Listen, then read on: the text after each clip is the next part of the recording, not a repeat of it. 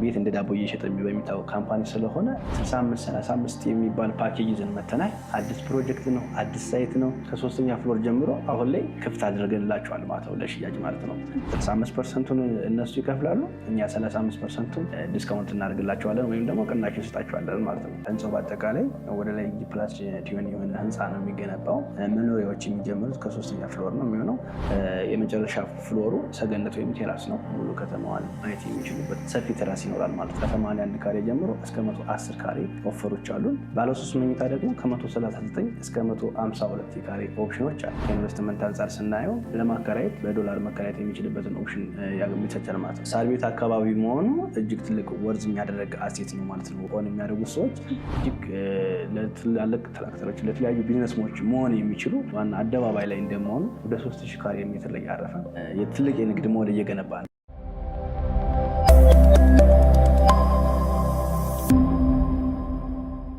ሰላም ተመልካቾቻችን እንደምናላችሁ። በዛሬ ዝግጅታችን ቴምር ፕሮፐርቲስ ሳር ቤት ቫቲካን ኤምባሲ አካባቢ በ35% ዲስካውንት አዲስ ሳይት ማውጣቱን ሰምተን በቢሮአቸው ተገኝተናል። እንግዲህ ይህንን የቤት አማራጮች በምን ያህል ዲስካውንት እንዲሁም ደግሞ የዋጋ መጠን ነው እያቀረቡ የሚገኙት፣ የካሬ መጠናቸውስ ምን ይመስላል የሚሉትንና ሌሎች ተጨማሪ መረጃዎችን ወደ እናንተ የምናደርሳችሁ ይሆናል። ዝግጅቱን ወደ እናንተ ያደረስኩ እኔ በአምላክ አበራ አብሬያችሁ ቆይታ አደርጋለሁ። እስከ ፕሮግራማችን ማብቂያ ድረስ አብራችሁን ቆዩ።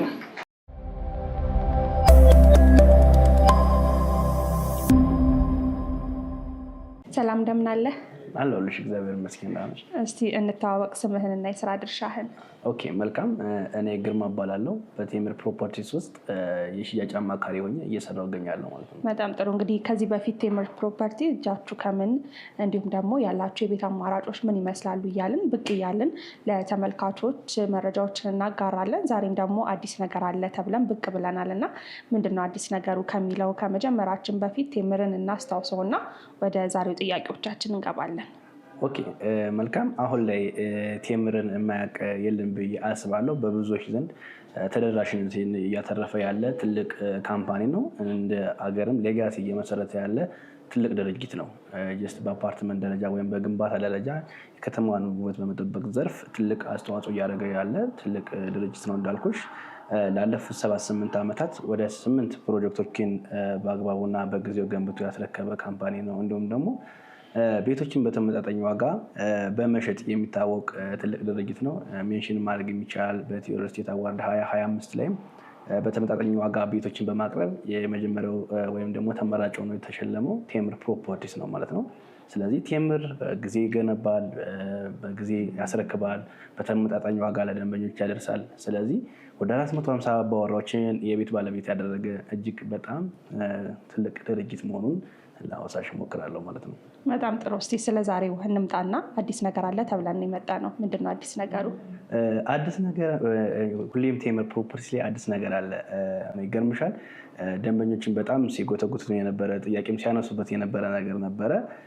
ከዚህ በፊት ወደ 3 ፕሮጀክቶችን ሳር ቤት አካባቢ ላይ በዲስካውንት ዋጋ ሽያጭ አወጥተን ነበረ። ከዚህ በፊት 60-40 የሚባል ፓኬጅ ላይ ቴምር ፕሮፐርቲስ ላይ የተጀመረው 60-40 ፓኬጅ የምንለው ምንድነው? የባንክ ብቻ ሳይሆን እናንተ 60%ቱን ክፈሉ እኛ 40%ቱን እንችላለን ብለን ስንሸጥ ነበር ከዚህ በፊት። አሁን ላይ ደግሞ እዚህ ቫቲካን ኤምባሲ ቀጥሎ ወይም ደግሞ ከቫቲካን ኤምባሲ አጠገብ ላይ 65-35 የሚባል ፓኬጅ ይዘን መተናል። አዲስ ፕሮጀክት ነው፣ አዲስ ሳይት ነው። ወደ ታችን ፍሎር ለሚፈልጉ ሰዎች ከ3ኛ ፍሎር ጀምሮ አሁን ላይ ክፍት አድርገንላቸዋል ማለት ነው ለሽያጭ ማለት ነው።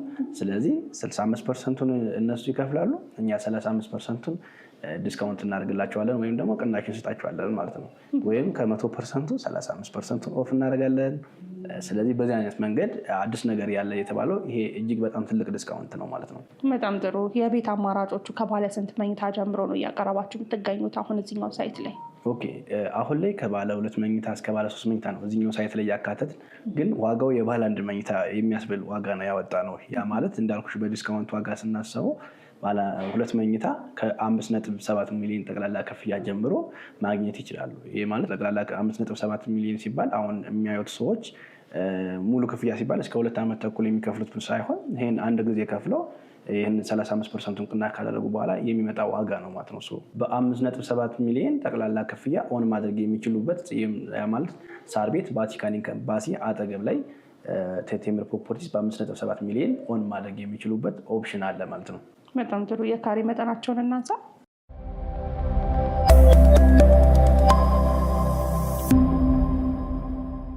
የካሬ መጠናቸው ከባለ 3 መኝታ ያልኩሽ ከ81 ካሬ ጀምሮ እስከ 110 ካሬ ኦፈሮች አሉን።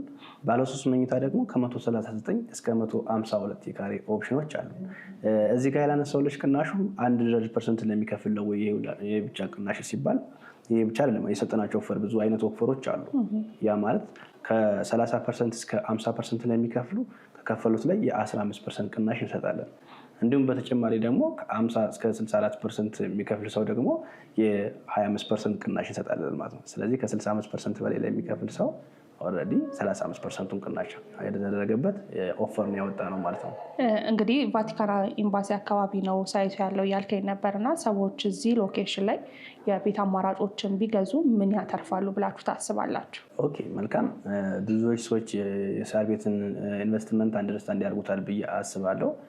ሳር ቤት አካባቢ ላይ ወደ 17-18 ኤምባሲ እንዲሁም ደግሞ አፍሪካ ህብረትን ሳይጨምር ማለት ነው እንደዚህ አይነት ኤምባሲዎች ናቸው ያሉት። ኤምባሲ አካባቢ መኖሪያ ቤት ተደረገ ማለት አንደኛ ከሴፍቲ አንጻር እጅግ ተመራጭ ነው የሚሆነው። ሁለተኛ ከኢንቨስትመንት አንጻር ስናየው ለማከራየት በዶላር መከራየት የሚችልበትን ኦፕሽን ያመቻቻል ማለት ነው። ያ ማለት ኤምባሲ የሚኖሩ ሰዎች የሚኖሩት ዞሮ ዞሮ ኤምባሲ ውስጥ ሳይሆን እዛው አካባቢ የሚኖሩት ሌግዠሪ አፓርትመንቶች ላይ ነው። ስለዚህ ቴምር ፕሮፐርቲስም ወደ 3 ፕሮጀክቶችን ከዚህ በፊት ሸጡ ያጠናቀቀው እዚህ ሳር ቤት አካባቢ ነው። በፍጥነትም 1 ወር 2 ወር ሳይቆይ በጣም በፍጥነት ነበር ሲሸጥ የነበረው። ሳር ቤት አካባቢ መሆኑ እጅግ ትልቅ ወርዝ የሚያደርግ አሴት ነው ማለት ነው ኦን የሚያደርጉት ሰዎች። ስለዚህ 5.7 ሚሊዮን ለምሳሌ የገዙ ሰዎች ሚኒመም 100 ሺህ ብር ቢያከራዩት በትንሽ ጊዜያቶች ውስጥ ሪተርን ኦን ኢንቨስትመንቱን መመለስ የሚችሉበት ኦፕሽን አለ ማለት ነው። ስለዚህ እጅግ አዋጭ የሆነ ከሎኬሽንም አንጻር ከተለያዩ ዳይሬክሽኖች ስናየው እዚህ አካባቢ በመሆኑ እጅግ ተመራጭ የሚሆንበት ኦፕሽን አለ ማለት ነው። በጣም ጥሩ። ግንባታው ምን ያህል ፐርሰንት ሄዷል? በምን ያህል ጊዜ ውስጥ ስለማጠናቀቅ አስባችኋል? ኦኬ መልካም። አሁን የግንባታ ደረጃችን የሚገኘው ገና 0 ላይ ነው። የሳይት ክሊን ላይ እየሰራን ነው የምንገኘው። ፕሮጀክቱን የምናስረክበው ከዚህ በኋላ 2 ዓመት ከ6 ወር ነው ማለት ነው የሚሆነው። ጀስት ግን ለምሳሌ የ2 ዓመት ከ6 ወር ሌት ይሆንብናል ለሚሉ ሰዎች ምን አይነት ማስረጃ አለን መሰለሽ? ከዚህ በፊት ከሰራናቸው ኤክስፒሪየንስ ነው የምንወስደው። ለምሳሌ እዚህ ቫቲካን ኤምባሲ አካባቢ ላይ ከዓመት ከ2 ወር በፊት ወይም ከ14 ወር በፊት አንድ ፕሮጀክት ነበረ። የግንባታ ደረጃው 1ኛ ነበር ሽያጭ የተወጣው። ኦልሬዲ አሁን ሙሉ በሙሉ የስላብ ስራው ተጠናቆ ከታች ፓርቲሽንም ወደ 10 ምናምንኛ ፍሎር ላይ ደርሶ የፊኒሽንግ ስራ እየተሰራበት ያለ ሁኔታ ነው እና የግንባታ ሁኔታ እኛ ጋር የሚያሳስብ ነገር አለ። እጅግ በጣም በፍጥነት ነው እየተገነባ ያለውም ሌሎች ፕሮጀክቶች ላይ። አሁንም ይህንን ኦልሬዲ ሽያጭ እንደጀመር ሙሉ በሙሉ ግንባታ ላይ እንገባበትና በ2 ዓመት ተኩል ጊዜ ውስጥ ለማስረከብ ጥረት እናደርጋለን። ወይም ደግሞ ግዴታ ማስረከብ አለብን። አግሪመንታችን ላይም ደግሞ እጅግ በጣም አስገዳጅ ሁኔታዎች ስላሉ ማለት ነው እኛ ጋር ለደንበኞች የሚያግዝ አግሪመንት ነው ያለን። በጣም ጥሩ። እንግዲህ አንድን ፕሮጀክት ቴምር ፕሮፐርቲስ ሲያወጣ የራሱ የሆነ ፋሲሊቲዎችን ያሟላል ተብሎ ይታሰባል። ከዚህ በፊት በነበረን ኢንፎርሜሽን መሰረትና ምናልባት ይህን ፕሮጀክት ላይ ምን አይነት ፋሲሊቲዎችን ለማሟላት እቅድ ይዛችኋል? ኦኬ መልካም። አሁን እንደ ፋሲሊቲ ምንድነው ህንፃው በአጠቃላይ ወደ ላይ ጂ+2 የሆነ ህንፃ ነው የሚገነባው። መኖሪያዎች የሚጀምሩት ከ3ኛ ፍሎር ነው የሚሆነው። በአጠቃላይ ወደ 4 አሳንሰሮች ይኖሩታል ማለት ነው። በአሳንሰር ደረጃ ወይም ሊፍቶች ማለት ነው። እንዲሁም ደግሞ አውቶማቲክ ጄኔሬተር ወይም ደግሞ ባክአፕ ጄኔሬተሮች ይኖሩታል ግዴታ ነው። እንዲሁም ደግሞ ዋተር ታንከር ወይም ደግሞ የከርሰ ምድር ውሃን ያካተተ ለግሪ ተደርጎ ሙሉ በሙሉ ደግሞ ናቹራል ቬንቲሌሽን ማየት የሚችል ሜን ሮዱ አጠገብ ላይ ነው። ሙሉ ፌስ የሚያደርገው 75% አካባቢ ወደ ሜን ሮዱ ነው ማለት ነው። ስለዚህ እይታም የሚከልለው አለም ህንፃው ናቹራል ቬንቲሌሽን የሚያገኘዋል ማለት ነው። አሁን ላይ እኛ ጋር ደግሞ ደስ የሚለው አሳይን የተደረገ ፓርኪንግ ይኖሯቸዋል ለእያንዳንዱ ከስተመሮች አንዳንድ ፓርኪንግ። በተጨማሪ ግን ደግሞ ሰፊ የሆነ ቴራስ ሙሉ በሙሉ የመጨረሻ ፍሎሩ ሰገነት ወይም ቴራስ ነው። ሙሉ ከተማዋን ቪው ማድረግ የሚችሉበት ወይም ማየት የሚችሉበት ሰፊ ቴራስ ይኖራል ማለት ነው። በጣም ጥሩ። እንግዲህ ቴምር ፕሮፐርቲስ የተለያዩ ፕሮጀክቶችን ለሰዎች በመስራት በማስረከብ ላለፉት 8 ዓመታት እንደሚታወቅ ከአንተም እንዲሁም ደግሞ ከዚህ በፊት በነበረን ኢንፎርሜሽን ለመረዳት ችለናል። ምናልባት ከዚህ ጋር እያይዘህልኝ ሰዎች ቤቶችን ሲገዙ ወይንም ደግሞ የሪል ስቴት አልሚን ሲመርጡ ምን አይተው ምን ተገንዝበው መምረጥ አለባቸው ብለህ ታስባለህ አንተ በግል?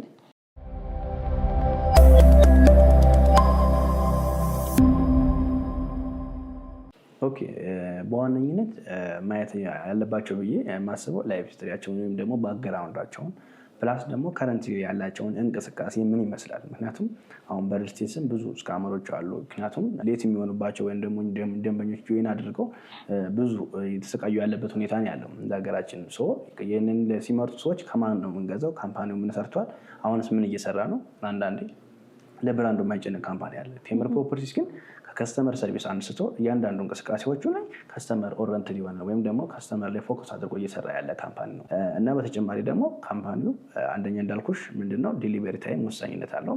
ፕላስ ኳሊቲ ፕላስ ሎኬሽን እነዚህ ደንበኞች ፎከስ አድርገው እንዲሁም ደግሞ እንደ ሀገራችን ደግሞ ትልቁ ነገር ፕራይስ ነው። ፕራይስ ደግሞ አሁን እኛ ጋር ይሄ በዚህ ዋጋ እየሸጥን መሆናችን ትልቅ አድቫንቴጅ ነው። ምክንያቱም 35% ቅናሽ አድርገናል ማለት ኦልሬዲ 35% ሰዎች አትርፈዋል ማለት ነው። ምንም አይነት ደግሞ ያላነሳሎች ነገር ይህንን ጠቅላላ ክፍያው 65% ሲከፍሉ ምንም አይነት የዋጋ ጭማሪ አይመለከትም። በግልጽ አግሪመንታችን ላይ የተቀመጠ ነገር አለ። የዶላር ኢንፍሌሽን ነገሮች ቢነሱ እነዚህ ነገሮች እኛ ጋር እናካትትም። ዲቴል ደንበኞች ማየት ያለባቸው አንደኛ አግሪመንት ከእኛ አንጻር ምን ይላል፣ ከድርጅቱ አንጻር ምን አይነት ሳይድ አለው የሚለውን እያንዳንዱ ነገር ፎከስ አድርገው ደንበኞች ትኩረት ሰጥተው ማየት ያለባቸው ነገሮች ብዬ የማስበው ይሄን ነው። በጣም ጥሩ። ምናልባት ሰዎች የቤት አማራጮችን ሲገዙ ወይም ደግሞ ቴምር ፕሮፐርቲስን እንዲመርጡ የሚያደርጋቸው የእናንተ ኳሊቲ ምንድን ነው? ኦኬ መልካም። የኛ አንደኛው ኳሊቲያችን ምንድነው? ትረስት ነው። ፕላስ ምንድነው ትረስት ነው ስልሽ በጊዜ ማስረከባችን እስካሁን ካስረከብናቸው ደግሞ ወይም ደግሞ ሌት የሆንበት ፕሮጀክት አለመኖሩ ለደንበኞቻችን ናሙና ነው። ያ ማለት ላልገዙ ደንበኞች የገዙ ደንበኞች ምንድነው ምስክሮች ናቸው ማለት ነው። ስለዚህ እስካሁን ባስረከብናቸው ፕሮጀክት ምንም አይነት ነገር ድልድይ አልነበረም። ፕላስ ደግሞ አሁን ላይ ግንባታውን አግሬሲቭ ከዚህ በፊት የገነባናቸው ወይም ደግሞ ሽያጭ ከ1 ወር ከ2 ወር ከ3 ወር በፊት የሸጥናቸው ሽያጮች ኦልሞስት አግሬሲቭ ላይ እየተገነቡ ያሉ አሁን ባለፈው 1 ወር 2 ወር ውስጥ 35% አወጥተን እንደዚህ ዲስካውንት አያት አካባቢ ሸጠን የጨረስናቸው ፕሮጀክቶች ነበሩ። ስለዚህ አሁን አንደኛው ጂፕላስቴን የነበረ ህንፃ በ8 ወር 9 ወር ጊዜ ውስጥ ግንባታውን ጨርሰን ኦልሬዲ የብሎኬት ስራ እየሰራና ከታች ፊኒሽንግ እየሰራን ያለበት ሁኔታ ነው ያለ። ስለዚህ ይሄ ለደንበኞች ትልቅ ትረስት የሚሰጥ ነገር ነው። አሁን ትልቁ ነገር ደግሞ ትረስት ነው እንዳልኩሽ። ስለዚህ አንደኛው ትረስት ይሆናል ማለት ነው። ሁለተኛ ደግሞ እንዳልኩሽ ፕራይሱ ነው። ፕራይሱ ደግሞ እንድንመርጥ የሚያደርገው ምክንያቱም በትንሽ ነገር ገዝተሽ በብዙ ነገር መሸጥ ነው የምትፈልጊው፣ ደግሞ ለግዠሪ ላይፍ ነገር እንድትኖሪ ነው የሚያደርግሽ። ስለዚህ ዋጋችንም እጅግ ተመራጭ እንድንሆን ያደርገናል ማለት ነው። እንግዲህ እስካሁን የቤት አማራጮችን አነሳን። ምናልባት ቴምር ፕሮፐርቲስ ከዚህ በፊት በንግድ ሱቆች ይታወቃል እና አሁን ላይ የንግድ ሱቆችስ አላቸው?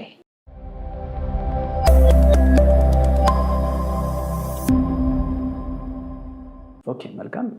የንግድ ሱቅ የሚታወቀው በአብዛኛው ፒያሳ አካባቢ ነበረ። ኦልሞስት እሱ ሽያጭ 95% ሸጠን ጨርሰናል። ፒያሳ አካባቢ ነበረን አድዋ 00 ፊት ለፊት። ግን የተወሰኑ ግራውንድ ላይ 1 4 5 ሱቆች ናቸው። ሜይ ቢ ፈጥኖ የሚደርሱ ሰዎች ጆይን ሊያደርጉባቸው የሚችሉ አይነት ሱቆች አሉ።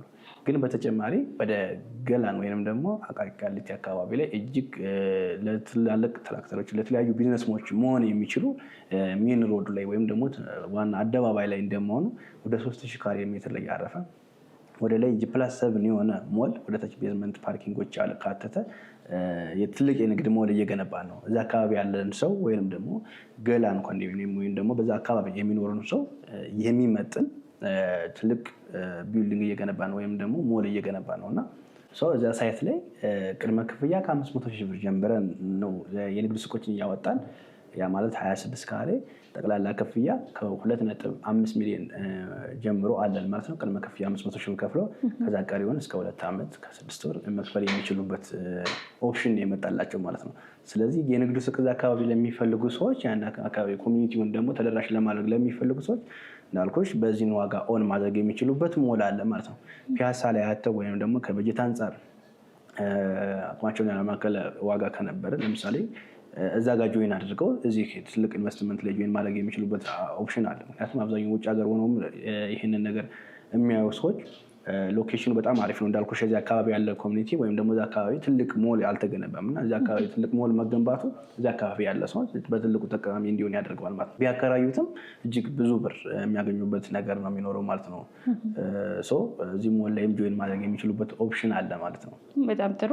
ስለ ቤቶቹም እንዲሁም ደግሞ ስለ ሱቅ አማራጮቹ ጠለቅ ያለ መረጃዎችን ሰጥተኸኛል። እነዚህን የቤት አማራጮቹን እንዲሁም ደግሞ የሱቅ አማራጮቹን የሚፈልጉ ሰዎች እዚሁ ሀገር ውስጥ ያሉ ያሉ ሊሆን ይችላሉ ውጭ ሀገር በምን አይነት መልኩ ነው መግዛት የሚችሉት የሚለውን እናንሳ እስቲ። ኦኬ፣ በጣም አሪፍ ጥያቄ ነው። በሀገር ውስጥም በሀገር ውጭ የሚኖሩ ሰዎች እኛን በዋትስአፕም በቴሌግራምም በተለያዩ ሶሻል ሚዲያዎች ኮንታክት ማድረግ ይችላሉ።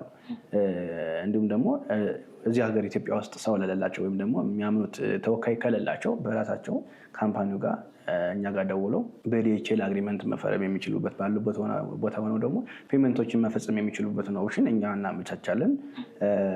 ግን ትልቁ ነገር ምን አለ መሰለሽ፣ አሁን ይህንን የሚያዩ ሰዎች ድሌ አይነት ነገር አለ ወይም ተወካይ እያንዳንዱ ምክንያቶች የሚሰጡ ነገሮች አሉ። እንደዛ በመሆኑ የሚፈልጉትን ፍሎር ሳያገኙ የሚቀሩበት ነገሮች አሉ። ከዛ በኋላ ሀሳባቸው እንዲታጠፍ የሚያደርጉበት መንገድ ስለሚበዛ ቶሎ ይሄንን የሚያዩ ሰዎች ኮንታክት ቢያደርጉን በጣም አሪፍ ነው ብዬ አስባለሁ። ተወካይ ምናምን እያሉ ፕሮሰሱን ግን ባያበዙ፣ ምክንያቱም ከመጡ በኋላ ኖ ከሚባሉ ባለው ነገር ደግሞ አውርተን ጀስት ዲሳይድ ለማድረግ እንዲያግዛቸው ማለት ነው። ይህን ለማለት እሞክራለሁ። በጣም ጥሩ። ስለሰጠኸኝ ማብራሪያ እጅግ አድርጌ አመሰግናለሁ። በመጨረሻ ግን ማለት የምትፈልገው ነገር ካለ እድሉ ልስጥህና እዚህ ጋር እናበቃለን። ኦኬ፣ መልካም። በመጨረሻ የምንለው ሀሳብ ምንድን ነው?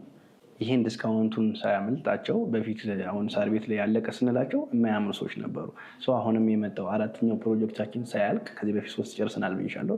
ይህኛው ኦፕሽንም ሳያመልጣቸው ወረድ ጆይን ቢያደርጉ ብዬ ነው የማስበው። ቴምር እንደ ቤታቸው ወይንም ደግሞ ቤት እንደ ዳቦ እየሸጠ በሚታወቅ ካምፓኒ ስለሆነ እንዳያመልጣቸው ብዬ ነው የመጨረሻ ሀሳብ የሚሰጠው። ቶሎ ጆይን ያደርጉ ነው። በጣም ጥሩ። ስለሰጠኝ ማብራሪያ እጅግ አድርጌ አመሰግናለሁ። እኔም አመሰግናለሁ። ክቡራትና ክቡራን ተመልካቾቻችን በዛሬው ዝግጅታችን ቴምር ፕሮፐርቲስ ጋር ተገኝተን እያቀረቡ የሚገኙትን የቤት አማራጮችን እንዲሁም ደግሞ የንግድ ሱቆችን ምን ይመስላሉ እንዲሁም ደግሞ ያደረጉትን ዲስካውንቶችና የዋጋ መጠናቸውን ወደ እናንተ አድርሰናችሁ ነበረ።